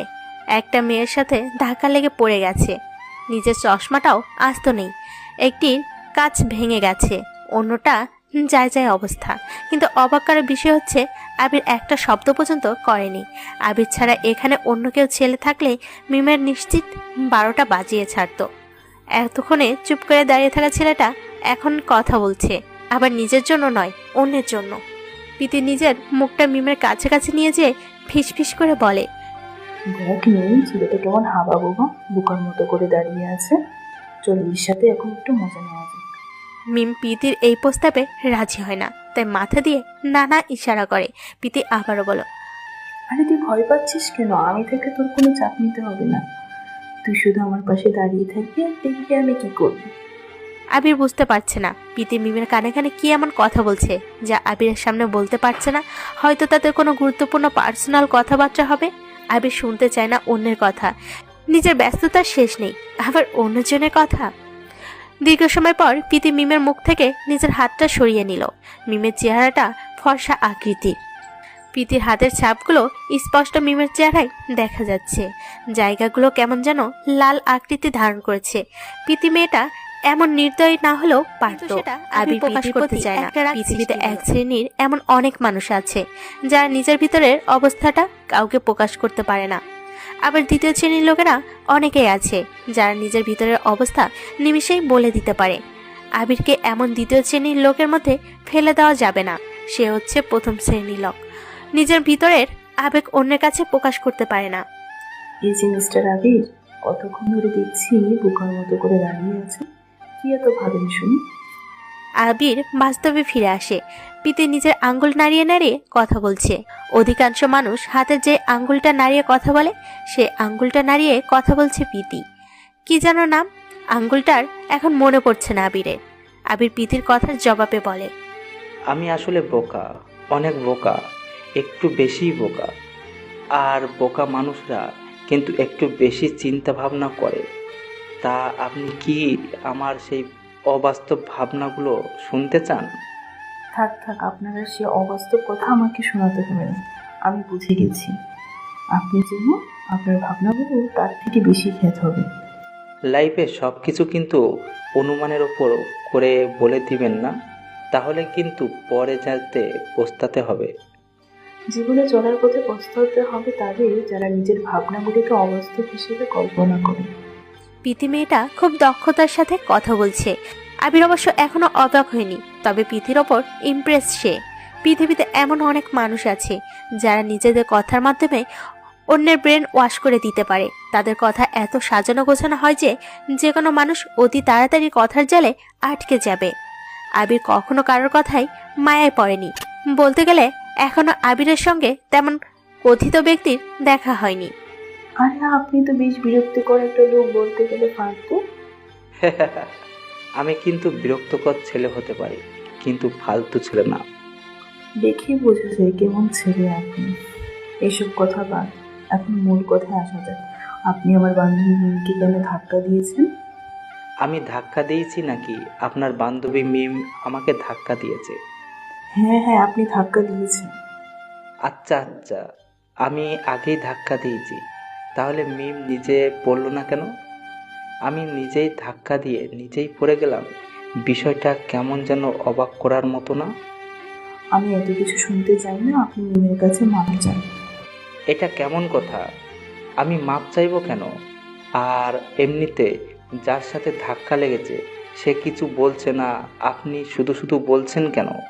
আমার বলার অনেক কারণ, তার মধ্যে একটা হলো মিম ছেলে মানুষের সাথে কথা বলতে লজ্জা পায়। এখন তাড়াতাড়ি করে মাপ চান। মিম লুকিয়ে মুচকি হাসছে। প্রীতি আবির ছেলেটার সাথে যা করছে বলার মতো না। প্রীতি একটা মেয়ে হয়ে একটা ছেলের সাথে এমন করতে পারবে, মিম ভাবতেও পারেনি। আবির ছেলেটার চোখজোড়া খুব মায়াবী। সৃষ্টিকর্তা মনে হয় আবিরের চোখজোড়া অনেক সুন্দর করে বানিয়েছে। মিম দেখতে পাচ্ছে আবির খুব বিরক্তি বোধ করছে। এটাকেই বলে ঝামেলা। দোষ না করেও মাপ চাইতে হবে। অনেকক্ষণ পর মিম মুখ খুলে বলে, প্রীতি, অনেক হয়েছে, এবার অন্তত চুপ কর, আমি কথা বলছি। এই ধরনের ছেলের সাথে তুই কথা বলে পেরে উঠবি না। এর থেকে ভালো আমি কথা বলে সাবধান করি। আবির বুঝতে পারছে সামনে মিমের পাশে দাঁড়িয়ে থাকা মেয়েটার নাম প্রীতি। আর প্রীতির কথা শুনে আবির রেগে বলে, এই যে আপনি এই ধরনের ছেলে বলে কি বোঝাতে চাইছেন? ও, এখন এটাও বুঝিয়ে বলতে হবে। আচ্ছা বলি, এই ধরনের ছেলে বলতে ফালতু, অশিক্ষিত, বকাটে, মূর্খ, বেয়াদব, আর কি বলে, যা আছে সব। আমাকে দেখে কি মনে হয়? যদি মনে হয় তাহলে বলতে পারেন, আমার কোনো সমস্যা নেই। মিম বুঝতে পারছে আবির কথাগুলো নিজের মনের গহীন কোণ থেকে বলছে। মানুষ যখন কোনো বিষয় নিয়ে আঘাত পায় তখন এমন ধরনের কথা বলে। নিজে দোষ না করেও পরিস্থিতি সামলানোর জন্য কথা বলে। মিম চায় না আবিরের মতো বকা ছেলেকে কষ্ট দিতে, তাই সে বলে, আবির, আপনি কিছু মনে করবেন না, প্রীতি এমনই, সবার সাথে এমন ব্যবহার করে। ওর পক্ষ থেকে আমি ক্ষমা চাচ্ছি। আমি কিছু মনে করিনি, তবে আপনার বান্ধবী প্রীতিকে একটু সাবধান করে দিবেন। আজ আমি সরল সোজা বলে তিনি আমার সাথে এমন ব্যবহার করেছেন। অন্য কেউ হলে কি করতো আমার জানা নেই, হয়তো না ভাবার মতো কাজ করতো। মিম আবিরের হাতের দিকে তাকায়। মোটা ফ্রেমের চশমাটি ভেঙে গেছে। আবিরের ড্রেসের যে অবস্থা, আরেকটা চশমা কিনতে পারবে কিনা সন্দেহ আছে। মিম নিজের পার্স থেকে 500 টাকার একটা নতুন কচকচে নোট বের করে আবিরের দিকে এগিয়ে দেয়। আবির মিমের বাড়িয়ে দেওয়া হাতের মধ্যে 500 টাকার নোটের দিকে তাকায়। আবির বুঝতে চেষ্টা করছে তার দিকে মিম কেন টাকা এগিয়ে দিচ্ছে। আবির প্রশ্ন করে, 500 টাকা এটা আমার দিকে এগিয়ে দিচ্ছেন কেন? এটা দিয়ে আমি কি করব? কি করবেন মানে বুঝতে পারছেন না, নাকি বুঝেও না বুঝার ভান করছেন? এখানে বোঝার মতো কি আছে? নিজের বাম হাতের দিকে তাকান, তাহলে বুঝতে পারবেন কেন টাকা এগিয়ে দিচ্ছি। আবির নিজের বাম হাতের দিকে তাকায়। মোটা ফ্রেমের কালো চশমার একটা কাজ ভেঙে গেছে, এটা নিয়ে সে দাঁড়িয়ে আছে। 2 দিন আগে মেহরাজ নামের পুলিশ অফিসারটা চশমাটা দিয়েছিল আবিরকে। মিমের কথার মানে বুঝতে আবিরের বেশি সময় লাগেনি। টাকার প্রয়োজন নেই, আমি নতুন একটা চশমা কিনে নেব। এটা নিয়ে আপনাকে না ভাবলেও চলবে। আমার দ্বারা যদি কারো ক্ষতি হয় তাহলে আমি ক্ষতিপূরণ দিয়ে বিদায় হই। এখন আমার কারণে আপনার চশমা ভেঙে গেছে, তাই ক্ষতিপূরণ হিসেবে দিচ্ছি। জানি একটা চশমার দাম 500 টাকা থেকে কম। যে টাকা বেঁচে যাবে সেই টাকা আপনি রেখে দিবেন। আবির চশমাটা ফেলে দেয়, বইগুলো শক্ত করে ধরে সামনের দিকে এগিয়ে যায়। মিমকে ছাড়িয়ে যাওয়ার আগে মিমের কানের কাছে এসে বলে, আমার কাছে অনেক টাকা আছে, এত পরিমাণ যে এই টাকা দিয়ে পুরো শহরটাকে কিনে ফেলতে পারবো। আবির কথাটা বলে অন্যরকম একটা ভাব নিয়ে হাঁটা শুরু করে, যেটা আজ পর্যন্ত এই ক্যাম্পাসের কেউ দেখেনি। এইভাবে আবিরকে কেউ দেখলে বলবে না সে একটা বুঝতিস ছেলে। হাঁটা দেখে মনে হচ্ছে সে কোনো রাজ্যের রাজা। মিমার পিতি হাঁটতে থাকে। প্রথম তলায় 23 নম্বর রুমটা মিমদের ক্লাসরুম। সাইকোলজি নিয়ে পড়ে মিম। সাইকোলজির স্টুডেন্ট দেখতে অনেকটা গম্ভীর টাইপের হয়, কিন্তু মিমকে দেখলে কেউই বলবে না সে সাইকোলজি নিয়ে পড়াশোনা করে। মিমের মুখে লেগে থাকে সারাদিন হাসি, মাথায় ঘুরপাক খায় নতুন নতুন শয়তানি বুদ্ধি। তোর জন্য আজকে ছেলেটাকে ছেড়ে দিতে হয়েছে। তুই যদি আমাকে না আটকাতি তাহলে যে কি করতাম আমি। তুই কি চুপচাপ থাকতে পারিস না নাকি? জন্ম থেকে তুই এমন বাচাল। আমি আছি আমার টেনশনে। তোর আবার কিসের টেনশন? আমার জানার মতে তোর মতো বেসলাইফ আর কারো নেই। তখন ছেলেটা কি বলে গেল শুনতে পেয়েছিস তুই? আমার অনেক সন্দেহ লাগছে ছেলেটাকে নিয়ে। ছাড় তো, এমন একটা খ্যাত ছেলে কিনা কি বলে গেল সেটা নিয়ে তুই এখনো পড়ে আছিস। বাদ দেবো কেন? দেখ কেমন কথা। টাকা আমার অনেক আছে, এত পরিমাণ যে এই টাকা দিয়ে পুরো শহর কিনে ফেলতে পারবো। এমন রহস্যময় কথা সে কিভাবে বলে গেল? ওইটা মেয়ে পাঠানোর একটা ধান্দা। দেখলি না তখন ছেলেটা কথা বলার সময় কেমন করে তোর দিকে তাকিয়েছিল। যাই বলিস না কেন, আমি ছেলেটার সম্পর্কে জেনেই ছাড়বো। কথা বলতে বলতে দুজন ক্লাসের সামনে এসে পৌঁছায়। রহমান স্যার ক্লাস নিচ্ছে। এই 2 মাসের মধ্যে মিমের সবচেয়ে পছন্দের স্যার হয়ে উঠেছেন রহমান স্যার। মিমার পিতি ক্লাসে প্রবেশ করে। বিকেল 5:20 আবির রাস্তার ধারে করিম চাচার দোকানে বসে আছে। প্রতিদিনকার ন্যায় আজকেও আবির চায়ের সাথে 5 টাকা রুটি ভিজিয়ে খাচ্ছিল। তখনই রাস্তার অপর পাশে একটা কালো কালারের দামি গাড়ি থামে। গাড়ি থেকে মাসুম নামের একটা ছেলে নামে। মধ্যবয়সী ছেলে, বয়স 30-এর কাছাকাছি হবে। পরনে কালো কালারের লম্বা হাতের টুপিওয়ালা গেঞ্জি, সেই টুপি দিয়ে মাথাটা ঢাকা, মুখে কালো মাস্ক। মাসুম জোরে জোরে হাঁটতে হাঁটতে করিম চাচার দোকানের সামনে দাঁড়িয়ে যায়। আশেপাশে তাকিয়ে করিম চাচার দোকান থেকে একটা সিগারেট নিয়ে ঠোঁটে লাগায়। আবির যে বেঞ্চের উপর বসে আছে সেখানে এসে মাসুম বসে। আবির তাকায় মাসুমের দিকে। ছেলেটা অন্য বেঞ্চে না বসে আবিরের বেঞ্চে এসে বসেছে। আবির নিজ মনে চায় রুটি ভিজিয়ে খাচ্ছে। মাসুম ছোট্ট করে একটা কাশি দিয়ে বলে, লাইটার হবে? আবির রুটিটা খেতে খেতে বলে, আমাকে দেখে কিরকম ছেলে মনে হয় যে লাইফটা নিয়ে বসে থাকবো? দেখে তো মনে হয় না তুমি ওই টাইপের ছেলে। যদি হতে তাহলে দোকানে বসে বসে দুধ চায়ের সাথে রুটি ভিজিয়ে খেতে না, সিগারেট জ্বালিয়ে টানতে। আপনি তো দেখি মানুষ দেখে বলে দিতে পারেন কে কেমন। তাহলে প্রথম সেটা করেননি কেন? তোমার সাথে কথা বলার জন্য। আমার সাথে কথা বলার জন্য? মানে বুঝতে পারছি না। বলছি তার আগে তুমি আমার বড় ভাইয়ের সাথে ফোনে কথা বলে নাও। মাসুম নিজের মোবাইলটা আবিরের সামনে ধরে। আবির সতর্কতার সঙ্গে মোবাইলটা হাতে নিয়ে কানে লাগায়। ফোনের ওই পাশ থেকে কারো উচ্চস্বরে হাসার আওয়াজ শোনা যাচ্ছে। আবির ঘাবড়ে যায়, কে ফোন করেছে আর এইভাবে কোনো কথা ছাড়া হাসছে কেন? আবির মোবাইলটা মাসুমের দিকে এগিয়ে দিবে, তখনই মোবাইল থেকে একটা কথার শব্দ শোনা যায়, মাসুমের কাছে মোবাইলটা দিবে না। মোটা গলার কণ্ঠে যে পুরুষ, একটা আগন্তুক কথাটা বলছে, এতে কোনো সন্দেহ নেই। আগন্তুকের কণ্ঠটা কেমন যেন পরিচিত পরিচিত মনে হচ্ছে আবিরের কাছে। আবির বলে, কে আপনি? আর আমার সাথে কথা বলার এত আগ্রহ কেন আপনার? আগ্রহ না, ইচ্ছে বলতে পারো। তোমার সাথে অনেকদিন হলো কথা বলি না, তাই একটু খবর নিলাম আর কি। আগে যে আপনার সাথে কথা হতো সেটা আবার কবে? তুমি খুব বেশি প্রশ্ন করো আবির। এখন এটা বলো, কেমন আছো তুমি? বলতে গেলে খারাপ আছি না, দিনকাল ভালোই চলছে। ওই পাশ থেকে আবারও আগন্তুকের হাসির শব্দ শোনা যায়। আবির বুঝতে পারছে না কথা কথায় লোকটা হাসছে কেন। তোমার দিনকাল তো ভালোই চলবে। আমার পছন্দের মানুষকে তুমি পছন্দ করো। তোমার মনে তো এখন ভালোই রং ফুটেছে। মানে কি বলতে চাইছেন আপনি? আমি কি বলতে চাচ্ছি তুমি হয়তো কিছুটা আন্দাজ করতে পেরেছো। তারপরেও আমি বলে দিই, তুমি আর মিমের দিকে তাকাবে না। আবির আগন্তুকের কথা শুনে একটু মিমের কথা ভাবতে থাকে। আবিরের জানা মতে মিমকে রকি পছন্দ করত। তাহলে কি এটা রকি? তুমি কি আবির আর কিছু বলতে পারে না। এর আগে ওই পাশ থেকে আগন্তুকটা বলে উঠে, না আবির, না। তুমি মনে মনে যাকে ভাবতেছ আমি কিন্তু সেই না। আশা করি আমি কি বলতে চাচ্ছি তুমি বুঝতে পারছো। তাহলে কে আপনি? আমাকে দেখতে চাও? দেখা লাগবে না, মুখে বলেই পরিচয় দিন। বেশ স্মার্ট আছো দেখছি, কিন্তু আমি যে মুখে বলে আমার পরিচয় দিতে পারবো না। সামনাসামনি দেখা করতে হবে। আমি এই প্রস্তাবে রাজি না। ভয় পাচ্ছ নাকি আবির? ভয়ের কিছু নেই। আমি অতটা ভয়ঙ্কর না তুমি যতটা ভাবছো। ভয় পাবো কেন? তাও আবার একটা অচেনা অচেনা আগ্রহ কেন? তাহলে দেখা করতে সমস্যা কোথায়?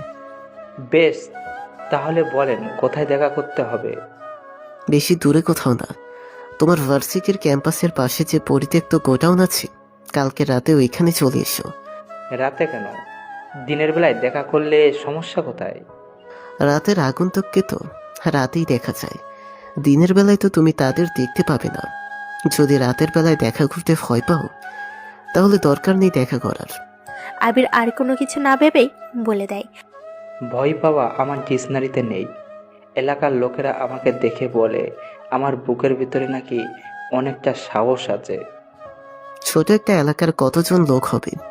খুব করে 100 কিংবা 200 হবে, এর বেশি তো আর হবে না। এই সামান্য লোকজনের কথা শুনে তুমি যদি নিজেকে সাহসী ভেবে থাকো তাহলে এটা তোমার ভুল ধারণা। হা হা হা হা। তাহলে কাল রাতে দেখা হচ্ছে। আপনার সাথে আমার পরিচয় হয়ে গেল, আর সাথে আমার সাহসের পরীক্ষাও হয়ে যাবে। বেশ, তাহলে এই কথাই রইল। এখন মাসুমকে মোবাইলটা দাও। আবির মোবাইলটা মাসুমের হাতে দেয়। আবির কথা বলতে বলতে মাসুম 2টা সিগারেট শেষ করে ফেলেছে। ছেলেটা হয়তো সারাদিনে 5-6 প্যাকেট শেষ করে ফেলে। ঠোঁট জোড়া কুচকুচে কালো হয়ে আছে। মাসুমকে দেখে যে কেউই বলে দিতে পারবে যে মাসুম একটা পেশাধারী সিগারেট খোর। মাসুম বসা থেকে উঠে দাঁড়িয়ে আবিরের দিকে ভালো করে তাকায়। সে বোঝার চেষ্টা করছে এমন একটা বোকা গরিব ছেলের সাথে কথা বলে দেওয়ার জন্য মাসুমের ভাই তাকে এখানে পাঠিয়েছে।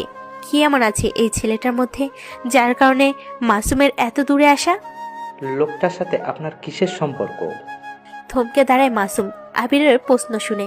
সে এখন কি জবাব দিবে? কোনো জবাব নেই তার কাছে, কারণ মাসুমকে এখানে আসার আগে নিষেধ করে দেওয়া হয়েছিল তার পরিচয় কাউকে না দিতে। মাসুম অন্যদিকে তাকিয়ে আমদা আমদা করে আবিরকে বলে, কই কোনো সম্পর্ক নেই তো। তাহলে আপনি এখানে কেন এসেছেন? আপনার সাথে যদি ওই লোকটার কোনো পরিচয় না থাকতো তাহলে আমার কাছে ওনার সাথে কথা বলিয়ে দেওয়ার মানে কি? অনেকদিন আগে ভাইয়ের সাথে আমার পরিচয় হয়, কিন্তু আমি তাকে দেখিনি কখনো। বাহ, বেশ চমৎকার লাগছে আপনার কথাটা। একটা লোকের সাথে আপনার পরিচয় আছে, কিন্তু আপনি তাকে এখনো পর্যন্ত দেখেননি।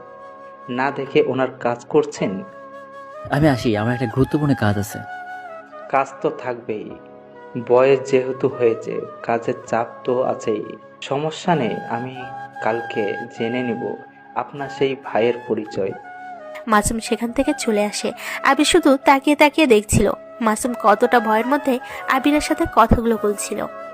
সাধারণত মানুষের বয়স যখন বাড়তে থাকে তত তার ব্যস্ততা বাড়তে থাকে। জীবনটা একটা নিয়তি রুটিন মাফিক চলে। যখনই আমরা ছোট ছিলাম তখনই আমরা খেলাধুলা নিয়ে ব্যস্ত থাকতাম। আস্তে আস্তে যখন বড় হই তখনই শুরু হয় পড়াশোনার ব্যস্ততা। পড়াশোনা শেষ হলে চাকরি, ব্যবসা বাণিজ্য ইত্যাদি নিয়ে সারাদিন পড়ে থাকতে হয়। মানুষের ব্যস্ততা থেকে মুক্তি পায় জীবনের শেষ বয়সে, কিন্তু তখন তিনি তার ব্যস্তহীন সময়টাকে ভালো করে পার করতে পারে না। নানা ধরনের রোগ শরীরে হানা দেয়।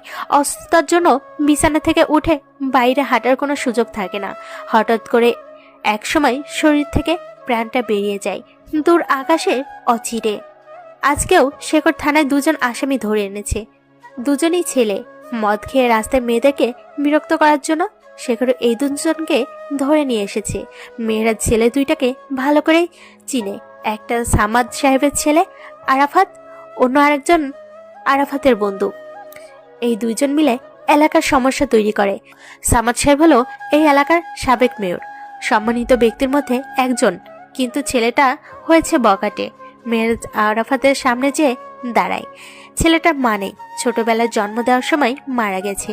বাবার বিয়ে না করাই মায়ের আদর থেকে বঞ্চিত হয়েছে, তাই হয়তো আরাফাত এমন বখাটে হয়ে গেছে। আরাফাতের প্রতি মেহরাজের মায়া হয়, কিন্তু আইন বলে কিছু একটা আছে, তাই মেহরাজ আরাফাতকে ছাড় দিতে চান না। এ নিয়ে 5 বার শেখর তাদেরকে ধরে থানায় নিয়ে এসেছে। স্যার ভুল বললেন, 5 বার না 6 বার হবে। আরাফাত, তোর কি শরম লজ্জা বলে কিছু আছে? তোর বাবা এলাকার মধ্যে একজন সম্মানিত ব্যক্তি, আর তুই দিনে দিনে তোর বাবার সম্মান নষ্ট করছিস। সম্মান দিয়ে কি হবে? কিছুদিন পর তো কবরে চলে যাবে, সেখানে কি সম্মান নিয়ে যাবে? কথাটা বলতে দেরি, কিন্তু আরাফাতের ডান গালে চর পড়তে দেরি হলো না। হ্যাঁ, মেহেরাজি আরাফাতকে চর মেরেছে। কেমন ছেলে তুই, নিজের বাবার নামে এমন কথা বলছিস? আমাকে চোর মেরে কাজটা ঠিক করলে না অফিসার। আপনার মতো শত শত পুলিশ অফিসার এখানে আসবে, কিন্তু আমার কাজ কেউ বন্ধ করাতে পারবে না। তোর কাজ তো আমি আজকেই বন্ধ করে দেব। শেখর, এই দুইটাকে নিয়ে লকআপে ঢুকাও। কোনো ফোনে আজকে কাজ হবে না। মেয়েরাজের কথা শুনে শেখর আরাফাতের কলার শার্ট ধরে টানতে টানতে 14 শিকের ভিতর আটকে দেয়। মেয়েরাজ নিজে কেবিনে যেয়ে বসে আর ভাবতে থাকে বিকেলের ঘটনাটা। আবিরের সাথে দেখা করার জন্য মেহরাজ গাড়ি নিয়ে বস্তির দিকে যাচ্ছিল। তখনই মেহরাজ দেখতে পায় আবির দোকানে বসে চা খাচ্ছিল। মেহরাজ গাড়ি থেকে নেমে দাঁড়ায়, কারণ সামনে দুদিকে আর গাড়ি যাবে না। মেহরাজ একটু এগিয়ে যাবে, তখনই একটা কালো কালারের দামি গাড়ি থেকে একটা ছেলে নেমে আবিরের দিকে যেতে থাকে। মেহরাজ ব্যাপারটা ভালো করে বোঝার জন্য আড়ালে লুকিয়ে পড়ে আর দেখতে পায় গাড়ি থেকে নামা ছেলেটা আবিরের সাথে কয়েকটা কথা বলে নিজের মোবাইলটা আবিরের দিকে এগিয়ে দেয়। আবির মোবাইলটা কানে লাগিয়ে কারোর সাথে কথা বলতে থাকে। মেহরাজ জানে না কে এই ছেলেটা আর আবিরের সাথে মোবাইলে কথা বলার ব্যক্তিটাকে। মেহরাজ সেখান থেকে গাড়ি নিয়ে থানায় চলে আসে। মেহরাজ কখন থেকে পড়ে আছে এই ব্যাপারটা নিয়ে। সামান্য একটা বস্তির ছেলের সাথে দেখা করতে এত দামি গাড়ি নিয়ে কে আসতে পারে? ব্যাপারটা খুবই রহস্যময় লাগছে। কে এই আবির? সে কি সত্যি বোকা গরিব ছেলে, নাকি তার মধ্যে অন্য কোনো বড় ধরনের পরিচয় আছে? জানে না মেহরাজ, তবে তিনি এটা বেশ ভালো করেই বুঝতে পারছে যে এই চ্যাপ্টারে অনেক মাইন্ড গেমের টুরিস্ট রয়েছে। স্যার, উপর থেকে ফোন আসছে। শেখরের কথাই মেহরাজের স্থির দৃষ্টি ফেলে তার উপর। হাতের ইশারায় শেখরকে বলে কি বলছে। শেখর মেহরাজের ইশারা মানে বুঝতে পেরে বলতে থাকে, ডিআইজি স্যার বলেছেন এখনই আরাফাতদেরকে ছেড়ে দেওয়ার জন্য। মেহরাজ মুচকি হাসে। শেখর প্রায় সময় লক্ষ্য করে মেহরাজ সাহেব এমন করে মুচকি হাসে, তবে সে এখনো জানে না কেন মেহরাজ সাহেব এমন করে মুচকি হাসে। তবে মেহরাজ সাহেব যে কোনো কারণ ছাড়াই কিছু করে না, এটা থানার সবাই ভালো করে জানে। জ্ঞানী লোকের কোনো কিছুর করার পিছনে অনেক উদ্দেশ্য বা কারণ থাকে। স্যার, আরাফাতকে কি ছেড়ে দেব? আরাফাতকে ছাড়া কোনো প্রশ্নই আসে না। ডিআইজি স্যার নিজে ফোন করে বলেছেন ছেড়ে দেওয়ার জন্য। নিরীহ লোকের জন্য শুধু আইন না, আইন সবার জন্য সমান। যে ফোন করুক না কেন, আরাফাতকে আজকে ছাড়া হচ্ছে না। স্যার, আপনার চাকরি নিয়ে সমস্যা হতে পারে। সেটা নিয়ে শেখর তোমার না ভাবলেও চলবে, আমি আমারটা ভালো বুঝি। একটা কথা বলতাম স্যার, যদি আপনি কিছু না মনে করেন। কি এমন কথা যা শুনে আমি কিছু মনে করব? যদি তোমার কথা শুনে আমি কিছু মনে করব এমন কথা হয়, তাহলে বলার কোনো প্রয়োজন নেই। স্যার, বলছিলাম কি, বললাম তো কথা বলার কোনো প্রয়োজন নেই, পরে সময় করে বলবো। এখন আমি তোমার কথা শুনতে প্রস্তুত নই। শেখর বেরিয়ে যায় মেহরাজের কেবিন থেকে। মেহরাজ তাকিয়ে আছে শেখরের চলে যাওয়ার দিকে। মানুষ এখন প্রয়োজন অপ্রয়োজনে অন্যের সাথে কথা বলতে চায়, প্রয়োজনের চেয়ে অপ্রয়োজনে কথাই বেশি থাকে। মেহরাজ এখন একটু আবিরের সম্পর্কে চিন্তা করবে, তাই শেখরের কথা শোনার জন্য তিনি মানসিকভাবে প্রস্তুত না। মেহেরাজ একটা ফাইলের ভিতর থেকে আবিরের ছবি বের করে। ছেলেটার প্রতি অনেক সময় সন্দেহ হয়, আবার অনেক সময় তার নিষ্পাপ চেহারা দেখে সন্দেহের দৃষ্টি উদাও হয়ে যায়। আজ বিকেলের ঘটনাটা দেখে মেহেরাজ পুরোপুরিভাবে আবিরকে সন্দেহের তালিকায় নিয়ে আসে। আবির যে আজকে এমন একটা অবস্থার মধ্যে পড়বে সে এটাও চিন্তাও করতে পারেনি। আবিরের সামনে দাঁড়িয়ে রয়েছে আরাফ, হাতে তার দামি স্টিক, আবার দাঁড়িয়ে দাঁড়িয়ে শয়তানি হাসি হাসছে। আবির খানিকটা ভয় পেয়ে যায় আরাফের এমন শয়তানি মার্কা হাসি দেখে। কেন এমন করে আরাফ দাঁড়িয়ে আছে? কি তার উদ্দেশ্য? আবির কিছু বুঝতে পারছে না। আগে কখনো তো এমনভাবে আরাফ আসেনি আবিরের সামনে। আবির কিছু বলবে, তখনই আবির কি বলবে এখন বুঝতে পারছে না। আরাফের পিছনে দাঁড়িয়ে আছে আরো কয়েকটা ছেলে, যার হাতে ব্যাট স্টাম্প নিয়ে দাঁড়িয়ে আছে। আরাফকে ছাড়া অন্য কাউকে চিনে না আবির। ছেলেগুলো যে এই ভার্সিটির তাও না। আবির কখনো এলাকাতে ছেলেগুলোকে দেখেনি, হয়তো বা নতুন। আরাফ অন্য এলাকা থেকে নিয়ে এসেছে। আবির স্থির হয়ে দাঁড়িয়ে আছে। আরাফ ছোট ছোট পায়ে আবিরের সামনে এসে দাঁড়ায়। সেদিন তো ক্যাম্পাসে রকি ছিল, তাই বেঁচে গিয়েছিলি। আজ কে বাঁচাবে তোকে? চিৎকার করবি, কেউ আসবে না। আশেপাশে তাকা একবার। আরাফের কথা শুনে আবির আশেপাশে চোখ বুলিয়ে নেয়। ছোট একটা গলির ভিতর চাপা রাস্তার উপর দাঁড়িয়ে আছে সবাই। এই এলাকাটা খুবই নির্জন, কিছু দূর পর পর মানুষের আসা যাওয়া রয়েছে। আবির খুব ভালো করে জানে এই গলিটার সম্বন্ধে, কেননা এখানে একটা ফ্ল্যাট আছে যেটার প্রতি মানুষের ভয় কাজ করে। অনেক বছর আগে সেই ফ্ল্যাটে একটা মেয়ে গলায় দড়ি দিয়ে মারা গিয়েছিল। এরপর থেকে এলাকার লোকজন এই গলিতে কম আসা যাওয়া করে। আরব যেইভাবে ছেলে পেলে নিয়ে এসেছে, হয়তো আজকে আবিরের অবস্থা খারাপ করে ছাড়বে। আবির মনের ভিতর সাহস নিয়ে বলে, আরাফ ভাই, আপনাদের হাতে ব্যাট স্ট্যাম্প কেন? কোথায় খেলতে যাচ্ছেন? বুঝছি। খেলতে যাচ্ছি, তবে সেটা মাঠে না, এখানেই খেলবো। মাঠে না খেলে এখানে কিভাবে খেলবেন? আর তাছাড়া হাতে বল দেখছি না যে। বল থাকবে কেন? বল তো তোকে বানিয়ে তারপর খেলবো। আমাকে বলতেন। মানে কি বলছেন আপনি? মানে কি বলছি এখনই বুঝতে পারবি। এই শামিম, ব্যাটটা দিয়ে একটু বুঝিয়ে দে তো আবিরকে আমি কি বলতে চাচ্ছি। আরাফের কথা শুনে পিছন থেকে মোটা গোছের শামিম নামের ছেলেটা হাতে নতুন ব্যাট নিয়ে আবিরের দিকে এগিয়ে আসে। শামিম ব্যাটটা দিয়ে আবিরকে মারতে যাবে, তখনই একটা শব্দ হয়। শব্দটা কোনো সাইলেন্সার লাগানো স্নাইপার চালানোর শব্দ। স্নাইপারের বুলেটটা এসে সোজা শামিমের পায়ে লাগে। শামিম দূরে ছিটকে পড়ে। এটা দেখে আরাফ সহ বাকি সবাই ভয় পেয়ে পিছিয়ে যায়। আবির নিজেও হালকা ভয় পেয়ে গেছে, কিন্তু সে এটা প্রকাশ করছে না। নিজ জায়গায় স্থির হয়ে দাঁড়িয়ে আছে। আরাফ এসে শামিমের কাছে হালকা নিচু হয়ে বসে পড়ে। শামিম, বুলেটটা কোথা থেকে পায়ে এসে লেগেছে? কিছু দেখেছিস তুই?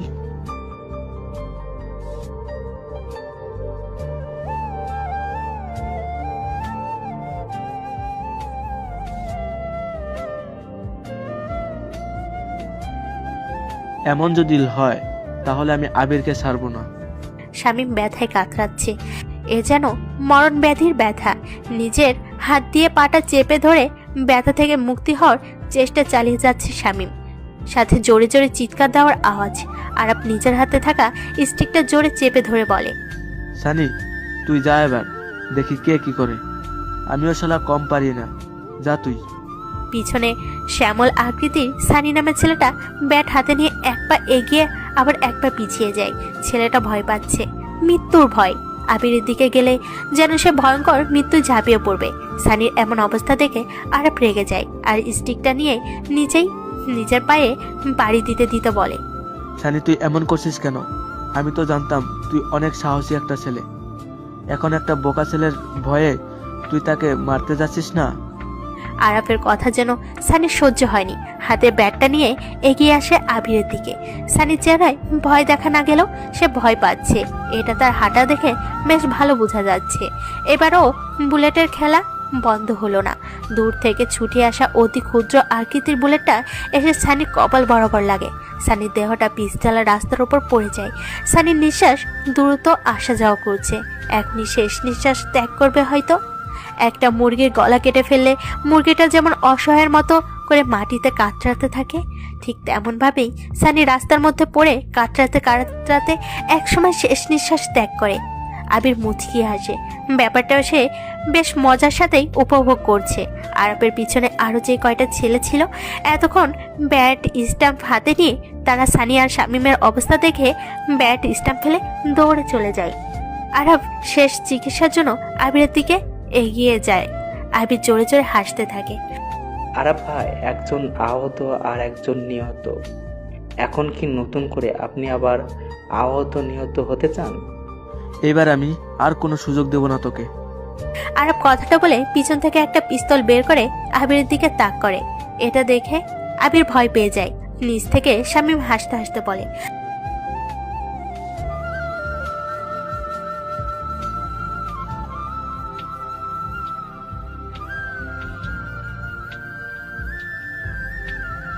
ভাই, গুলি করবেন না আমাকে।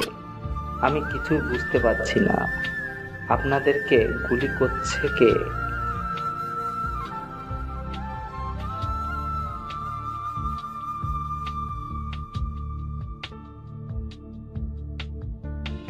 আবির, তুই কি আমাকে বোকা ভেবেছিস?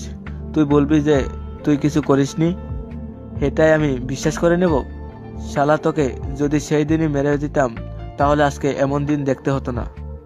আপনি ভুল করছেন আরব ভাই, আমাকে বিশ্বাস করুন দয়া করে। শালা, তোকে বিশ্বাস করে আমি আবার মারা খাই? এটাই তো তোর আশা, কিন্তু আমি খুব বড় হারামি। তোর এমন নেকাবি কথা শুনে আমার মন গলবে না, মেরে দেবো তোকে। আবির মাথাটা নিচু করে ফেলে। এখন আর আরাপকে কিছু বললেও লাভ হবে না, কারণ আবির স্পষ্ট দেখতে পাচ্ছে আরাপের চোখে খুনের নেশা চেপে ধরেছে। এই পৃথিবীতে সবচেয়ে বেশি ক্ষমতাবান সেই ব্যক্তি যার হাতে পিস্তল আছে, আর সে পিস্তলটা চোখের পলকে এর আগে চালাতে পারে। মানুষ তখনই নিজের প্রতি সবচেয়ে বেশি কন্ট্রোল হারিয়ে ফেলে যখন তার হাতে বুলেট লোড করা পিস্তল থাকে। আবিরের জীবনের কালটা খুবই অল্প দিনের। সে চায় না এখনই মারা যাক, বেঁচে থাকতে চায় আরো কিছু কাল। কিন্তু মৃত্যুর সামনে আসলে তো আর কেউ পালিয়ে বাঁচতে পারে না। এই পৃথিবীতে অনেক বড় বড় লোক এসেছিল, তারা কিন্তু মৃত্যু থেকে পালাতে পারেনি। মৃত্যু তাদেরকে গ্রহণ করে নিয়েছে। হয়তো আজ আরাফের হাতে আবিরের মৃত্যু লেখা। হঠাৎই একটা শব্দ শুনতে পায় আবির। শব্দটি পিস্তল চালানোর আওয়াজ। বোঝা যায় সে গুলির শব্দ, কিন্তু আবিরের শরীরে তো কোনো বুলেট লাগেনি। আরাপ তাহলে কাকে গুলি করেছে? আবির মাথাটা উঁচু করে। পিস্তলার রাস্তার ওপর শামীম আর সানি পড়েছিল এতক্ষণ, কিন্তু এখন আরাপও পড়ে আছে। আরাপের হাত আর পা থেকে রক্ত পড়ছে। তার মানে কেউ আরাপকে গুলি করেছিল, আর গুলি দুইটা আরাপের হাতে আর পায়ে লেগেছে। আবির একটা উৎফুল্ল হাসি দেয়। এটা বিজয়ের হাসির চেয়ে কম নয়। পিস্তলের সামনে থেকে বেঁচে গিয়েছে আবির। বলতে গেলে হঠাৎ মৃত্যু থেকে রক্ষা পেয়েছে সে। আবিরের হাসি দেখে আরাপ উঠে বলে, কে তুই? তুই কি সত্যি আবির, নাকি আবির নামধারী ছদ্মবেশী কেউ? হা হা হা হা, ছদ্মবেশী নিয়ে কি করব? আমি সত্যি আরে। বিশ্বাস না হলে আমার পূর্বের বায়োডাটা চেক করতে পারেন। হাসবি না তুই, তোর হাসি খুব বাজে দেখতে। আমি যা বোঝার বুঝে গেছি, সাধারণ কেউ না তুই। আজ ভালো করে আমি বুঝতে পারছি না কেন সেদিন আমাকে আটকে ছিল নাহিদ, তোকে না মারার জন্য।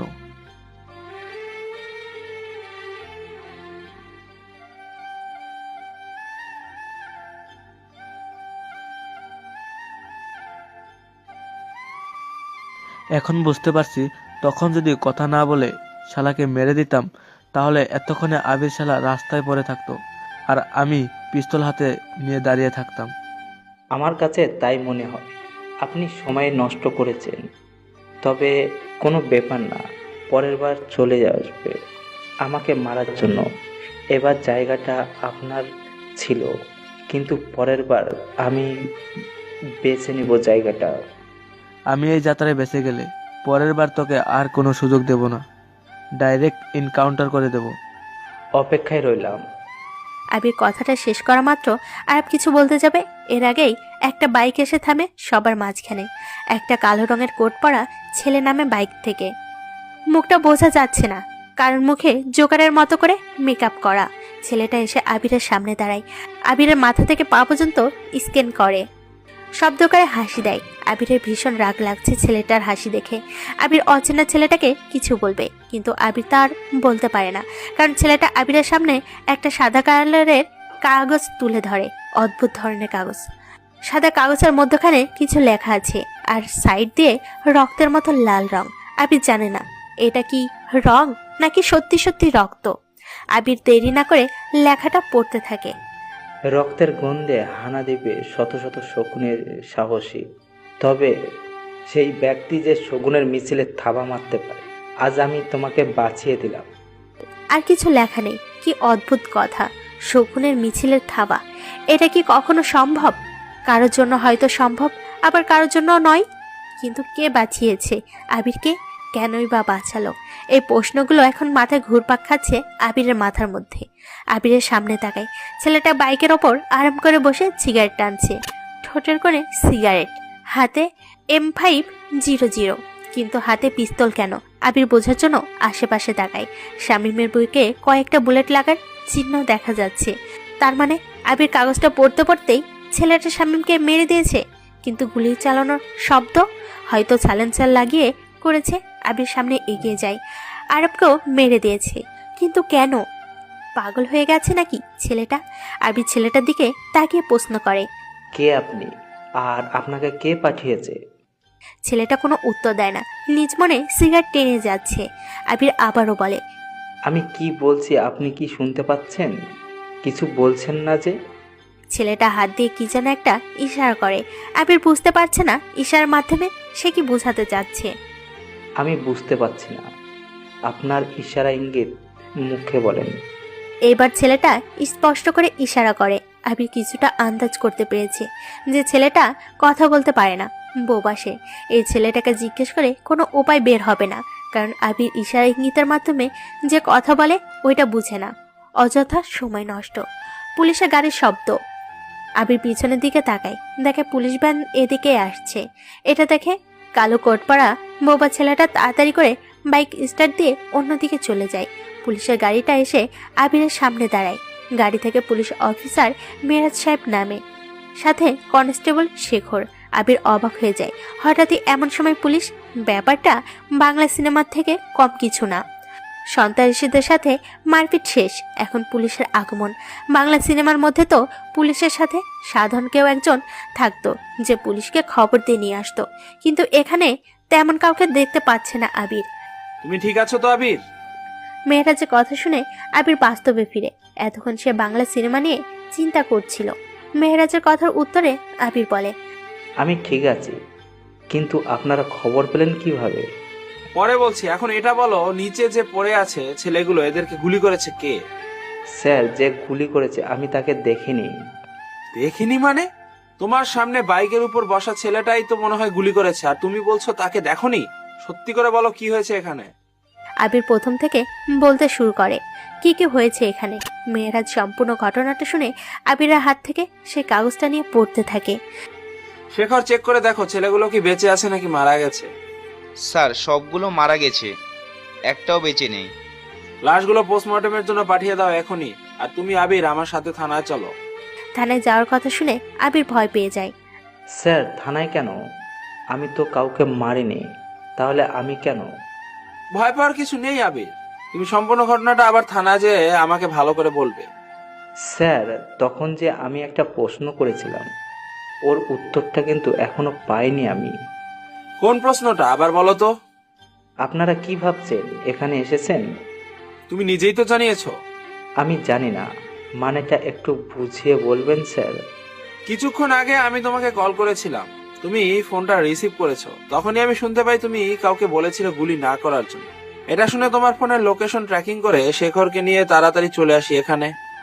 আবির মনে করার চেষ্টা করে আরব যখন আবিরের সামনে পিস্তল তাক করেছিল তখন আবিরের পকেটে মোবাইলটা বেজে ওঠে, আর আবির না দেখেই ফোনটা রিসিভ করে ফেলে। এখন সে বুঝতে পারছে তখন তাহলে কলটা পুলিশ অফিসার মেরাজ সাহেবই করেছিল। মেরাজ সাহেব গাড়িতে যেয়ে বসে। আবিরও নিজের চশমাটা ঠিক করে গাড়িতে যেয়ে বসে।